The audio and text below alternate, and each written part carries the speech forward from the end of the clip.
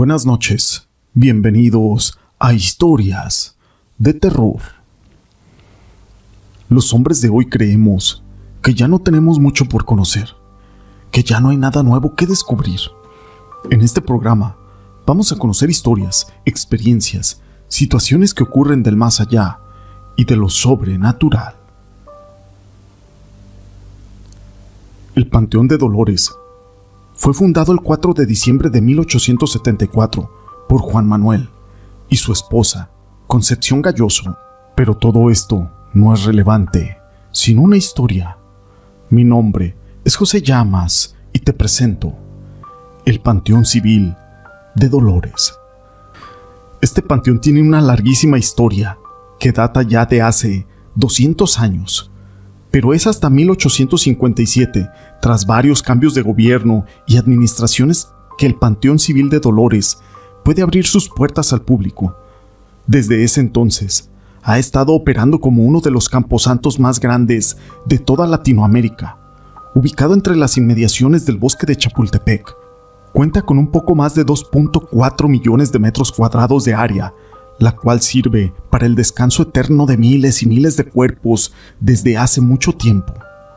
Un lugar que tiene cientos y cientos de leyendas de fantasmas, miles de almas han llegado ahí para su descanso eterno y en algunos casos para penar y manifestarse ahora por las inmediaciones de aquel panteón. Y en el mejor de los casos, estos espectros solo bromean con los visitantes, pero se cuenta que varios son más que aterradores, y sus intenciones son alejar a todo aquel que interrumpa su eterno descanso. Algunos visitantes, propietarios de lotes, administradores, vendedores y personal de aquel panteón tienen un sinfín de leyendas y de historias que contarnos. En esta ocasión, vamos a resaltar unas de las historias más populares, como es la leyenda del soldado Figueroa.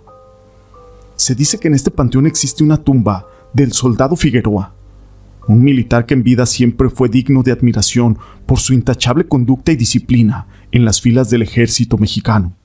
Pero de repente y a muy temprana edad, aquella muerte le llegó sin esperarla.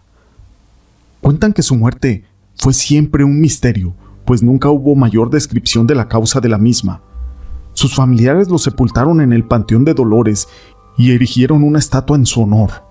Los guardias nocturnos y veladores aseguran haber visto cómo esta estatua cobra vida justo a medianoche y deambula por las inmediaciones y corredores de aquel panteón.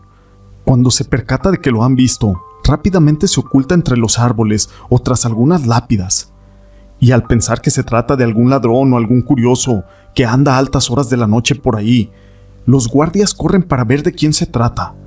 Pero para su sorpresa, al llegar al lugar donde lo vieron ocultarse, no hay nada, solamente el silencio de la noche, el cual se ve interrumpido por sonidos que asemejan las botas de militares en marcha. Los veladores dicen que es el soldado Figueroa, el cual está marchando.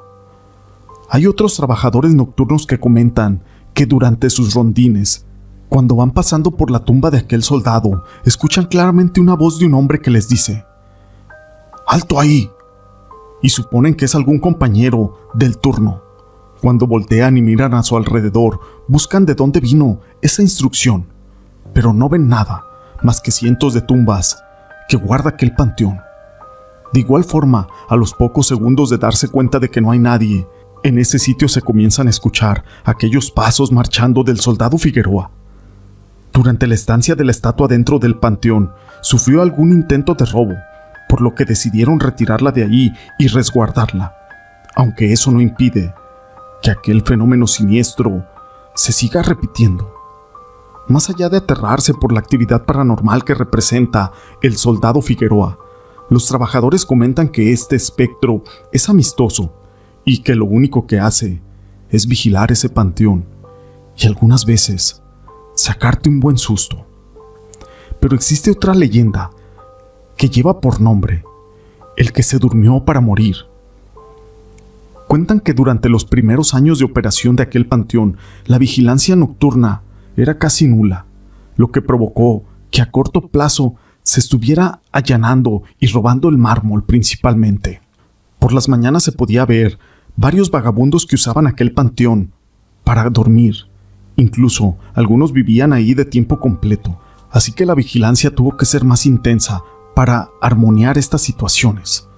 Aún así, siempre existía aquel hábil y astuto vagabundo que conocía mejor las inmediaciones del panteón y del bosque que los mismos trabajadores y guardias de seguridad, logrando evadirlos o entrando por accesos totalmente desconocidos para encontrar un lugar donde dormir una noche más.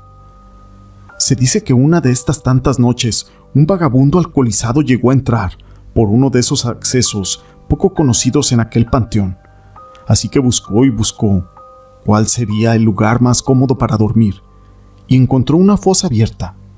Era una noche fría, y la fosa le iba a dar una buena protección, así que sin más y sin pensarlo, decidió meterse a esa fosa. Para su infortunio y su debido estado inconveniente de ebriedad, tropezó y cayó al interior de la fosa, quedando inconsciente y parcialmente cubierto por la tierra de los alrededores. Llegó la mañana y con ella el cuerpo que se iba a enterrar en esa fosa, donde ahora estaba aquel vagabundo durmiendo. Dado que la tierra lo cubría, nadie se percató de su presencia y se procedió a introducir el ataúd, seguido de la tierra que lo cubriría, una gruesa capa de cemento y finalmente la pesada losa de mármol que iba a adornar esa santa sepultura de aquel fallecido. Pero nadie se dio cuenta de que había un vivo dentro de esa fosa. Durante la jornada nocturna de ese mismo día, los veladores platicaron que se escucharon algunos ruidos en la reciente inhumación que habían hecho. Decían que era la misma tierra la cual se estaba acomodando. Otros comentaban que eran algunos animales y otros más osados decían que eran almas en pena. Nada de qué alarmarse, pero lo que sí todos comentaron es de que sonaba como si el muerto aún estuviera vivo y quisiera salirse. En la mañana siguiente al cambio de turno, los veladores reportaron esto al personal administrativo, diciendo que los ruidos continuaron por mucho tiempo durante la noche. Una de las administradoras, alertada por esta información, les dio la indicación de que abrieran aquella fosa para ver si efectivamente había alguien quedado atrapado ahí. Se empezó con la maniobra y al poco tiempo encontraron el cuerpo de aquel vagabundo, el cual ya estaba sin vida, con la carne de color oscuro y un gesto horrible de sufrimiento en el rigor mortis que se le apreciaba en su rostro, signo de que seguramente murió ahogado. Cuentan que por temor a represalias o hasta poder perder el trabajo, todos los involucrados no dirían absolutamente ninguna palabra de estos hechos. Dejaron a aquel pobre hombre dentro de la fosa y volvieron a tapar todo, como si nada hubiera pasado. Días más tarde, cuentan los veladores que durante sus rondines y justo cuando pasaban por esa tumba, un extremo frío recorría todo su cuerpo. Extraños sonidos se escuchaban en el ambiente, incluso algunos comentan que se veían algunas apariciones fantasmales de aquel desgraciado vagabundo implorando su ayuda, ya con un rostro esquelético y una voz siniestra que se interponía entre los veladores y su camino, diciéndome: «Ayúdame a salir». Estos acontecimientos de ultratumba y la cierta carga de culpa que tenían los veladores hicieron que uno por uno fuera renunciando a su trabajo. Se dice que antes de renunciar, los últimos 2 veladores decidieron hacer una pequeña lápida a un lado de aquella tumba donde murió aquel vagabundo. Esto con la intención de darle una sagrada sepultura y de lograr de que su alma pudiera trascender de este plano al descanso eterno.